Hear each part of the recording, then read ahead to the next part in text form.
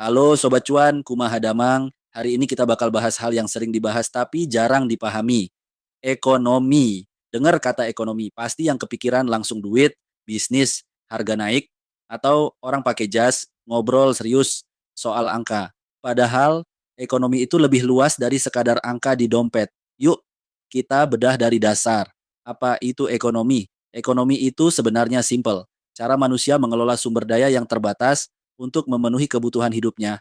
Masalahnya kebutuhan kita banyak, sementara sumber daya terbatas. Makanya kita harus cari cara buat ngelola semuanya dengan efisien. Contohnya, kalau punya duit 50.000 rupiah, mau dipakai buat makan enak sekarang atau ditabung buat masa depan. Kenapa harga cabai naik gila-gilaan pas musim hujan?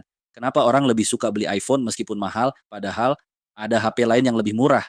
Nah, semua itu ada jawabannya. Di ilmu ekonomi, cabang-cabang ekonomi itu luas banget. Tapi kalau disederhanakan, ada dua cabang utama. Satu, ekonomi mikro, urusan perorangan dan perusahaan, fokusnya ke individu, bisnis, dan cara mereka ngatur duit.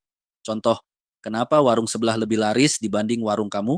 Dua, ekonomi makro, skala negara dan dunia. Bahas ekonomi dalam skala besar, kayak kebijakan pemerintah, inflasi, pengangguran, dan pertumbuhan ekonomi.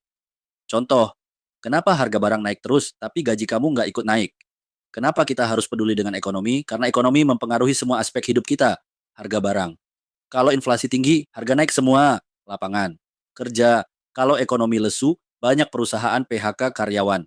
Nilai tukar rupiah. Kalau melemah, harga barang impor makin mahal. Bayangin kalau kamu nggak ngerti ekonomi, bisa-bisa kamu dijebak harga mahal, nggak paham kenapa duit habis terus, atau malah kena tipu investasi, bodong. Kesimpulan satu, ekonomi bukan cuma soal duit, tapi cara kita ngatur sumber daya. Dua, ada ekonomi mikro dan makro, keduanya saling berkaitan.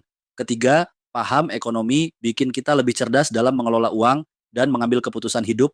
Disclaimer, informasi ini disampaikan untuk tujuan edukasi dan hiburan saja. Semua opini yang disampaikan adalah pendapat pribadi dan bukan nasihat keuangan atau investasi. Pastikan Sobat Cuan melakukan riset sendiri sebelum mengambil keputusan finansial. Jangan lupa like video ini, share ke teman-teman yang masih bingung soal ekonomi, dan subscribe buat info menarik lainnya dari Blog Cuan. Sampai jumpa di video berikutnya. Hatur nuhun, Sobat Cuan.